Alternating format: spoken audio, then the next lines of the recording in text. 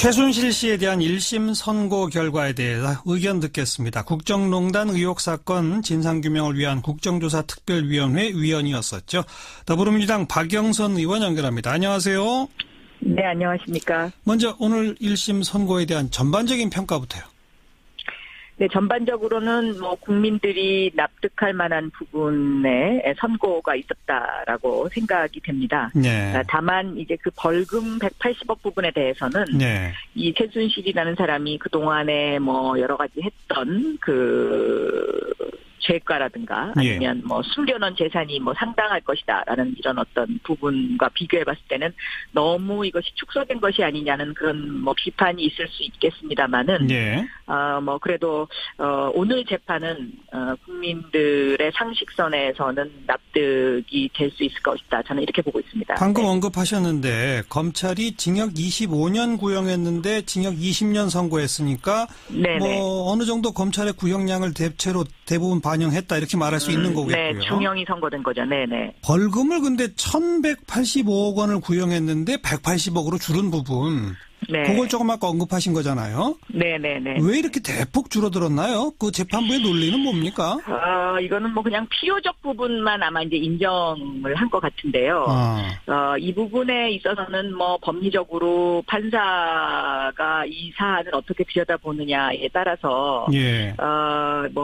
지금 현재까지 이 최순실이라는 사람이 한 여러 가지 어떤 사안의 뒷부분까지를 감안하지 않았다 이렇게 생각이 됩니다. 네. 네. 네. 그러니까 딱 그냥 빼도 박도 못하는 것만 벌금으로 딱 인정한 거다. 그렇게 보입니다. 네네. 예. 네.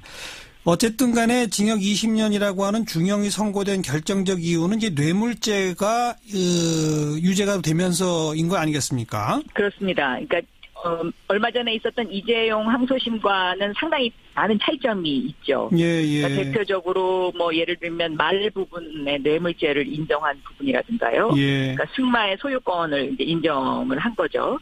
최순실에게 소유권이 있다. 예. 네네. 그리고 안종범 수첩의 증거 능력을 인정을 한 부분이라든가. 예. 이런 부분에 있어서는 항소심 재판과는 아주 차이가 많이 있습니다. 네.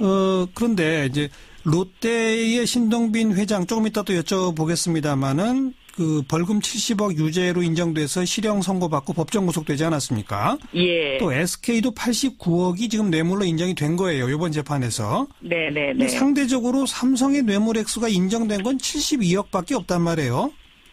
그렇습니다. 네. 이 대목에서 이재용 부회장의 1심 선고와 2심 선고 내용이 많이 달라지지 않았습니까? 그렇습니다. 근데 이번 재판은 이재용 부회장에 대한 1심 선고와 2심 선고의 한 중간쯤에서 절충했다. 이렇게밖에 안 보이거든요. 어떻게 생각하세요? 그 부분이 이제 바로 이제 그 제3자 뇌물죄 부분인데요. 네. 그러니까 예를 들어서 미르재단이라든가 영재센터라든가 이제 이런 부분에 있어서 이것을 이제 무죄로 본 것이죠. 네네. 근데 이제 이 부분은 저는 생각이 다릅니다. 왜냐하면 이 영재센터라든가 미르재단 이런 것들은 뇌물을 받기 위한 수단으로 재단을 만든 것이거든요. 네. 그런데 재판부는 이 제3자 뇌물죄를 어떤 식으로 지금 보고 있냐면 교회나 사찰에 우리가 헌금을 갖다 내는 이제 그런 것으로 이제 이렇게 포괄적으로 지금 보고 있는데요. 예. 저는 만약에 재판부가 이러한 시각으로 이것을 이제 재판을 했다면 국회에서 이 부분은 좀 더 입법을 강화할 필요가 있지 않느냐. 네. 그러니까 뇌물을 받기 위해서 수단으로서 어떤 재단을 만들었을 경우에는 이것이 무죄가 될 수 없도록 하는 부분에 좀 더 법조문을 명확히 할 필요가 있겠다. 이런 생각이 듭니다. 네. 예. 그러면서 또 롯데와 SK의 그 재단 출연금은 뇌물로 받단 말이에요. 네. 그러면서 그러니까 이재용 부회장이 경영권 승계를 목적으로 분명한 명시적 청탁을 한 것은 또 인정 안 한 거 아닙니까? 그렇습니다. 이건 그러니까 이재용 부회장 2심 재판부하고 같은 판단이잖아요. 요 대목 어떻게 보세요? 그 대목에는 저는 동의할 수 없는 거죠. 으흠. 왜냐하면 이제 바로 그 부분이 이제 국민연금을 건드려서 그 삼성의 그 재산과 상속 부분을 아주 교묘한 방법으로 이제 승계를 하기 위한 거죠. 세금을 안 내고. 삼성물산과 제일모직 합병을 국민연금이 찬성하도록 압력을 넣었다, 뭐 이런 거잖아요. 그렇죠. 예. 유도한 거죠. 예. 그리고 이것은 삼성이 제가 보기엔 이러한 목적을 가지고 최순실에게 접근을 한 것이거든요. 예. 그런데 이제 재판부가 지속적으로 지금 오늘 최순실 1심 재판부도 그렇고 이재용 항소심 재판부에서도 이 부분을 인정을 안 했는데 네. 사실은 국민들은 이 부분에 굉장히 많이 분노를 하고 있는 겁니다. 예. 그래서 제가 오늘 열린 토론회에서 3판 시대를 끝내야 된다. 그러니까 법원에 일부 존재하고 있는 삼성과 그 판사의 어떤 그 커넥션, 예. 연결관계 예. 이 부분을 이제는 끝내야 되지 않겠냐. 제가 오늘 그것을 강조한 이유가 바로 거기에 있습니다. 오늘 어떤 토론회가 열렸었죠? 오늘 민주정책연구원 주최로 이제 긴급 토론회, 이재용 재판 이대로 좋은가? 이건 다시는 있어서는 안 된다라는 예. 주제의 이제 토론회가 오전 10시에 예. 그 김민석 원장 주재로 있었습니다. 네. 더불어민주당 당내 연구소인 민주정책연구원 주최로. 네, 그렇습니다. 네. 좀 아까 삼성과 판사를 연결시켜서 3판 시대란 말을 쓰셨는데 이게 원래 있는 용어입니까? 만드신 용어입니까? 그렇지 않습니다. 그러니까 보통 이제 우리가 지방에 내려가면 향판이라고 하는데 이 향판이 반드시 나쁜 뜻으로 쓰이는 것은 아닙니다. 예. 이제 그 고장에서 일어났던 일들을 주로 담당하면서 다른 곳으로 가지 않고 이제 그곳에서 이제 일하시는 판사들을 향판이라고 얘기하는데 예. 거기에서 이제 제가 그냥 따온 것입니다. 그래서 이 법원의 일부, 그러니까는 다 그렇지 않습니다. 근데 그 일부 판사분들이 삼성에 이렇게 좀 기울어진 재판을 하는 판사들이 좀 있습니다. 아직도. 예. 그래서 보통 이제 그 재벌 형량이 따로 있냐, 네. 재벌 양형이 따로 있냐, 이제 이런 어떤 비판이 있어왔던 것이죠. 네. 오늘 오전에 이 토론회를 여신 걸 두고 최순실 1심 선고 날을 일부러 토론회 날짜로 잡은 거 아니냐. 이건 정치권, 정당이 사법부를 압박하려는 것 아니냐라는 지적도 있습니다. 어떻게 생각하세요? 제가 주최자는 아니기 때문에 왜 오늘 그 토론회가 잡혔는지에 대해서는 자세한 내막은 알 수가 없는데요. 네. 아마 설을 앞두고 있어서 날짜를 이렇게 유연하게 잡기는 조금 힘들었지 않나. 저는 그런 생각을 합니다. 꼭 오늘이 무슨 최순실 재판에 어떤 그 압력을 행사하기 위해서 그 세미나가 있었다고 생각하지는 않습니다. 예. 네. 하긴 판결문을 오늘 오전에 쓰진 않았겠죠. 그렇습니다. 이미 써놨겠죠. 아마 한 2, 3일 전에 다 끝내놨을 겁니다. 네. 자, 그리고 청와대 안종범 전 수석에 대해서는 구형량이 징역 6년 벌금 1억인데 그대로 선고가 내려졌네요. 이건 어떻게 보십니까? 그만큼 이제 공직자에 대해서는 좀 더 강화된 그 판사의 입장이다. 저는 그렇게 보고 있습니다. 네, 그래서 대한민국의 공정을 이끌어야 되고 또 정의로운 어떤 대한민국의 철학을 구현해야 되는 공직자가 이렇게 어떤 재단에 연루돼서 이러한 일을 하는 것은 이거는 옳지 못하다. 그런 좀 강한 의지가 있지 않았나 이렇게 생각합니다. 그다음 신동빈 롯데 회장에 대해서는 구형이 징역 4년 추징금 70억인데 징역 2년 6개월 추징금 70억입니다. 그 구형보다는 형량이 좀 줄어들었지만 실형 선고하고 법정 구속은 하긴 했어요. 이건 어떻게 보세요? 저는 일단 실형이 선고됐다는 것을 좀 유념해서 볼 필요가 있겠다. 네. 왜냐하면 이 실형 선고라는 이 부분이 일단은 롯데와 다른 재벌과의 어떤 좀 약간 차이점도 있고요. 그래서 요 부분은 2심에서 요것이 어떻게 될지 좀 더 유념해서 봐야 되는 부분이 아닌가 이렇게 생각이 되고 있습니다. 네. 보통 재벌 회장한테 1심에서 이렇게 2년 6개월 정도 하면 2심 가서 집행유예로 나오는 경우가 많더라고요. 그렇습니다. 네. 그래서 이것을 좀 더 유념해서 좀 앞으로 더 지켜봐야 되는 부분이다라는 생각이 듭니다. 네.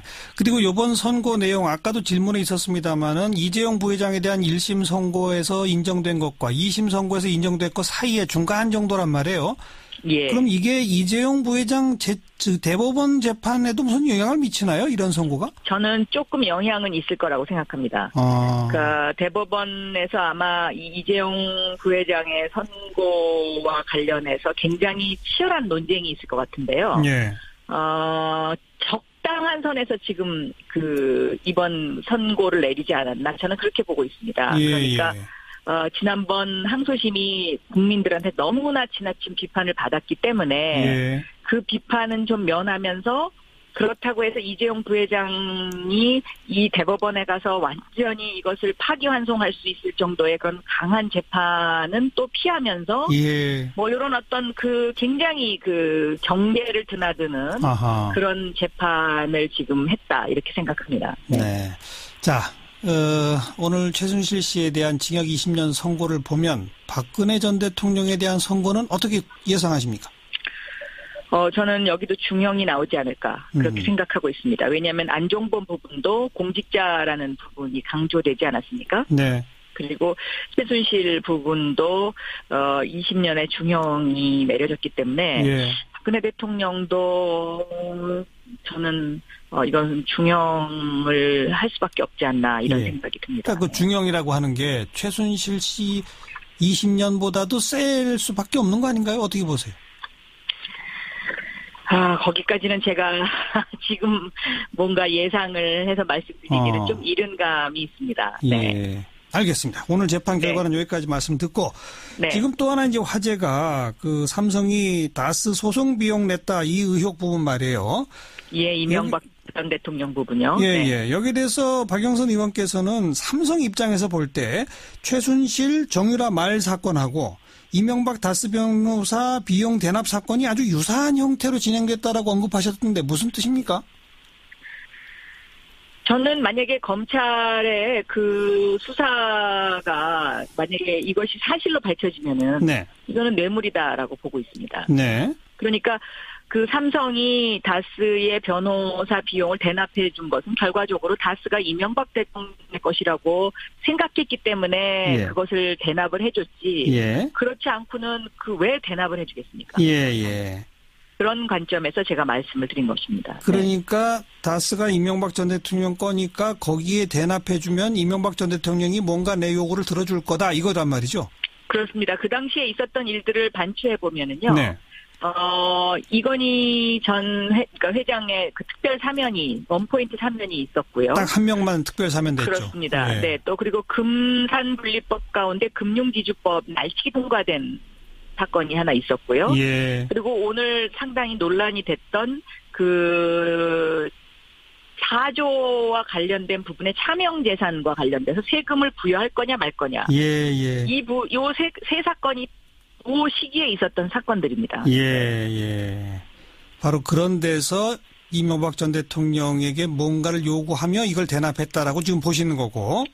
네, 그게 사실이라면. 그래서 저는 굉장히 그 다스의 대납 사건을 보고 좌절감이 많이 들었습니다. 대한민국이 세계 최고의 기업이라고 자랑하는 이 글로벌 기업에서 과연 이렇게 정권이 바뀔 때마다 그 대통령이 갖고 있는 어떤 아킬레스건을 찾아서 이런 식으로 어떤 뭔가의 그 대납을 해주거나 말을 사주거나 이렇게 하면서 자신들의 그 사익을 추구한다는 것. 이것이 과연 언제까지 계속 이렇게 돼야 되느냐.